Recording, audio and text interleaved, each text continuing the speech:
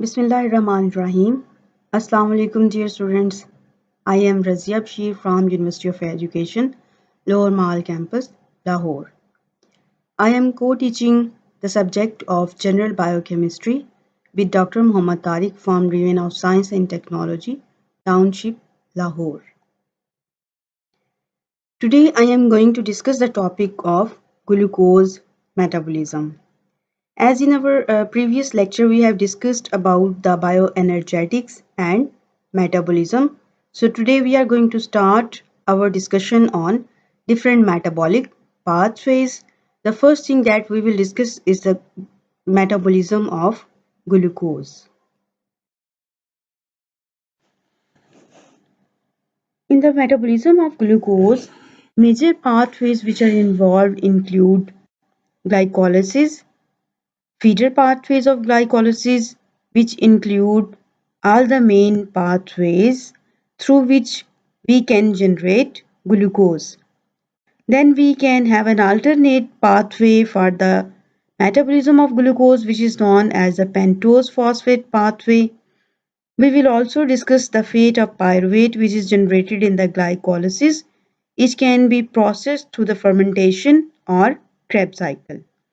To the fermentation, pyruvate can be processed through the alcoholic fermentation or lactic acid fermentation, whereas glucose end result pyruvate can also enter into the Krebs cycle. Finally, we will discuss the gluconeogenesis. However, our today's discussion will mainly focus only on glycolysis. In our upcoming lectures, we will focus on other metabolic pathways associated with the metabolism of glucose.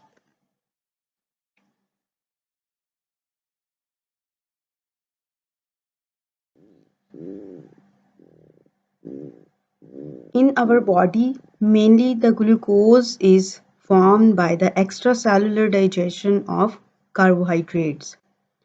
This is assimilated in blood after its extracellular digestion. Through blood, it moves all around the body and enters into the cell. Inside the cell, there are various phases of the glucose. Here in this picture, you can see there are three main ways by which glucose can be processed inside the cell. First thing is that glucose can undergo oxidation through glycolysis, in which the glucose is broken down into pyruvate. As glucose is 6-carbon compound, through glycolysis it is broken down into 2 pyruvates, which are 3-carbon compounds. The second way glucose can be processed is the oxidation of glucose via pentose phosphate pathway. This is also known as a shunt pathway. Sometimes due to some enzymatic disturbance, the glycolysis is not normally occurring. In that way, glucose enters into the pentose phosphate pathway, which can produce ribose 5-phosphate, which is used in the synthesis of nucleic acids. Glucose, if it is extra than the requirement of a cell, it can be stored into glycogen, starch, or sucrose. So these are the three basic pathways in which after the glucose getting entered into the cell is processed. First, starting the metabolism of glucose with glycolysis. Glycolysis is a combination of two Greek words, glykes meaning sweet and lysis meaning sugar. So glycolysis literally means breakdown of sugar. In glycolysis, usually a molecule of glucose is degraded in a series of enzyme-catalyzed reactions to yield two molecules of 3-carbon compound pyruvates. Glycolysis is almost a universal central pathway of glucose catabolism with the largest flux of carbon in most cells. It means that most of the living organisms they do have glycolysis in common. Mammalian tissues and cells including erythrocytes, renal medulla, brain and sperm. Some plant tissues which can store starch such as potato tubers and some aquatic plants such as watercress.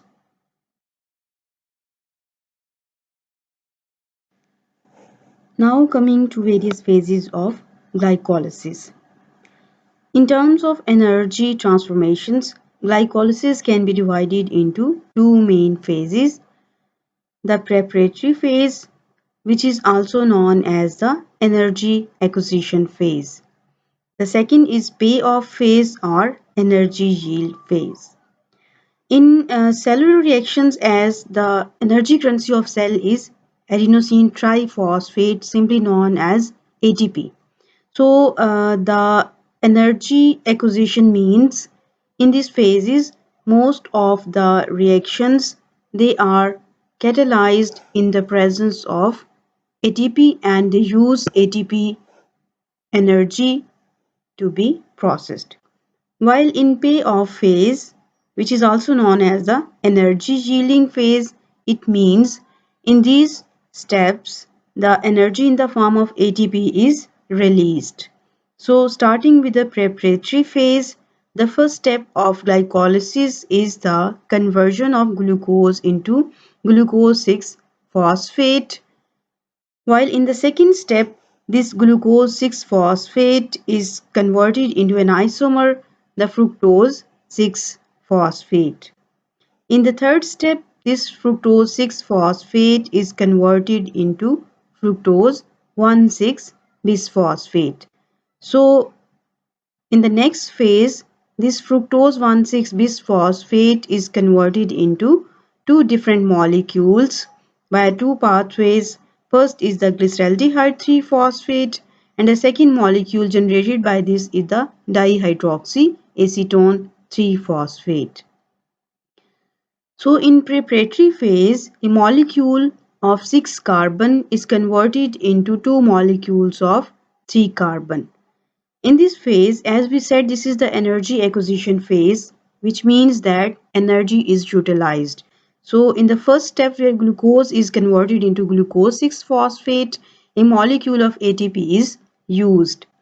In the third step where fructose 6 phosphate is converted into fructose 1,6 phosphate, it is also a step where energy in the form of ATP is utilized. In the last step of preparatory phase, the dihydroxyacetone 3-phosphate and glyceraldehyde 3-phosphate, they can interconvert into each other. The second phase of glycolysis is payoff phase, which is known as the energy yielding phase, which means that energy in the form of ATP is released in this phase. In payoff phase, glyceraldehyde 3-phosphate is converted into 1,3-biphosphoglycerate, while in the next step this 1,3-bisphosphoglycerate is converted into 3-phosphoglycerate. In both of these steps, energy is released in the form of ATP. The third step in payoff phase is conversion of 3-phosphoglycerate into 2-phosphoglycerate. In the next step, this 2-phosphoglycerate is converted into phosphoenol pyruvate. And in the final step, this phosphoenol pyruvate is converted into pyruvate, which is also an energy yielding step.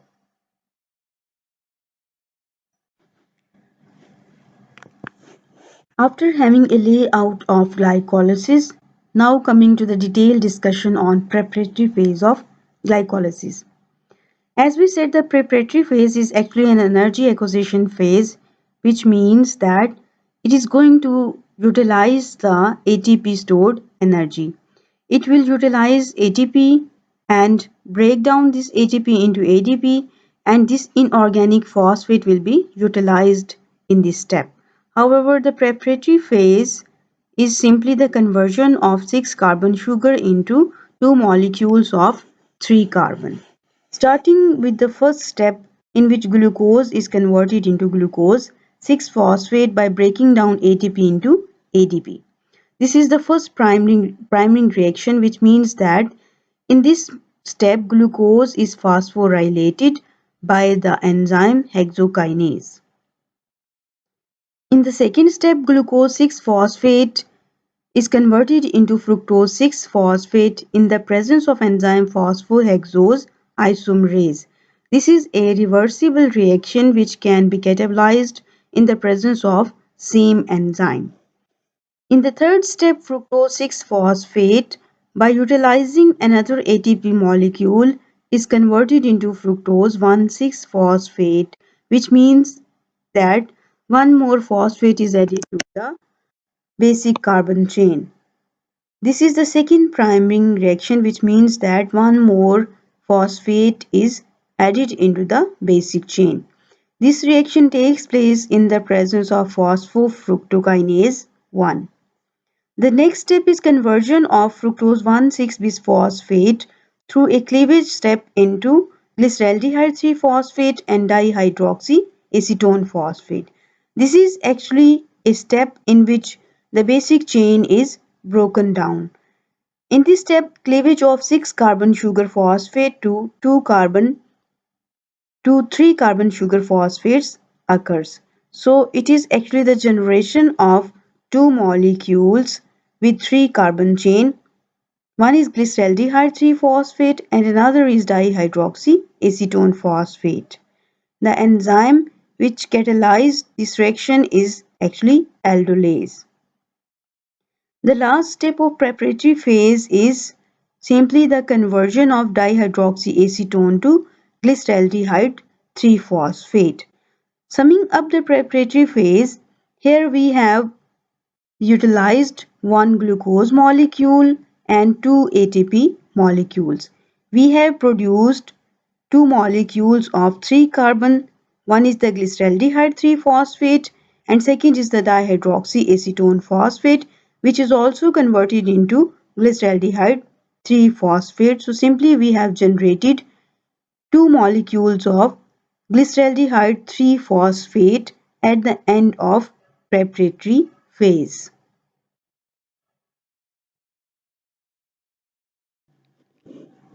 Now coming to the payoff phase of glycolysis.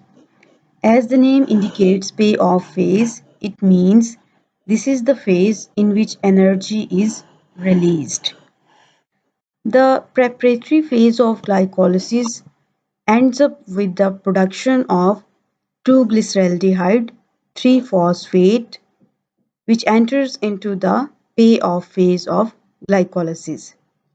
The payoff phase is actually oxidative conversion of glyceraldehyde 3-phosphate to pyruvate and the coupled formation of ATP and NADH. Payoff phase starts with the conversion of glyceraldehyde 3-phosphate into 1,3-bisphosphoglycerate. This reaction is catalyzed by glyceraldehyde 3-phosphate dehydrogenase. It is actually an oxidation reaction and a phosphorylation reaction in which a phosphate group is added to glyceraldehyde 3-phosphate, making it 1,3-bisphosphoglycerate. In this reaction, along with the oxidation of glyceraldehyde 3-phosphate to 1,3-bisphosphoglycerate, there is the reduction of NAD to NADH. As in the preparatory phase, we end up with generating two molecules of glyceraldehyde 3-phosphate. So in this process, we work with the glyceraldehyde 3-phosphate two molecules, so each step will be multiplied with 2. In the next stage, 1,3-bisphosphoglycerate is converted into 3-phosphoglycerate in the presence of phosphoglycerate kinase. This is the first step in which ATP is directly produced. In the next step, 3-phosphoglycerate is converted into 2-phosphoglycerate in the presence of phosphoglycerate mutase. This is also a reversible reaction, which means that 2-phosphoglycerate can go back to 3-phosphoglycerate. After this step, the 2-phosphoglycerate is converted in the presence of water to 2-phosphoenol pyruvate by releasing two water molecules. In this step, the reaction which is happening over here is actually the removal of water in the presence of enolase. In the final step of payoff phase of glycolysis, this phosphoenol pyruvate is converted into pyruvate. This is the second step in which ATP is directly produced from the substrate. This reaction is catalyzed in the presence of pyruvate kinase. Here, the first step where ATP is produced is the conversion of 1,3-bis phosphoglycerate to 3-phosphoglycerate, and the second step where ATP is produced is the conversion of phosphoenol pyruvate to pyruvate in the presence of pyruvate kinase. Both these reactions are actually the substrate level phosphorylation, which means that a high energy organic compound is converted into low energy organic compound, and the energy is utilized in the formation of ATP to ATP. So in this process, basically the energy which is released by the high energy organic molecules is converted into the formation of ATP from the ADP. That's why this is called as the substrate level phosphorylation.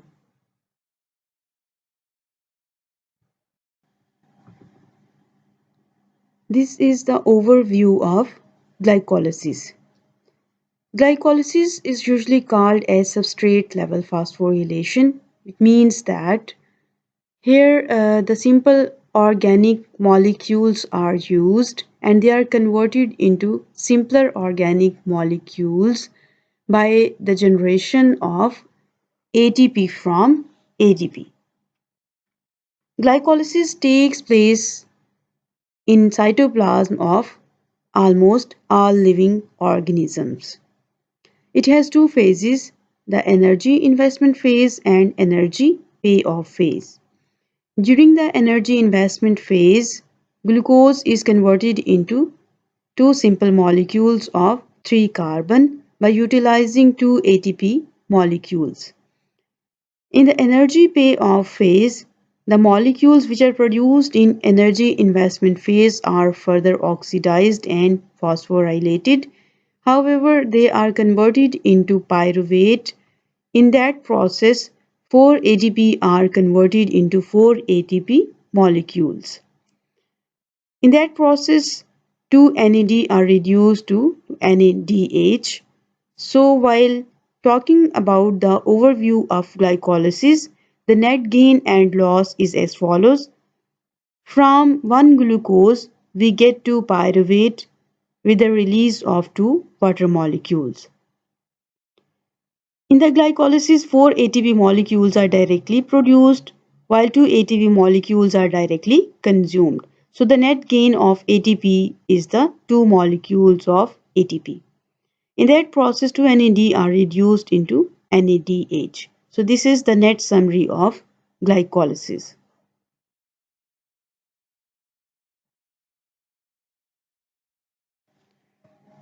Coming to end up our today's discussion, thank you for learning and hearing carefully. If you have any question, you can ask through WhatsApp group or Google Classroom.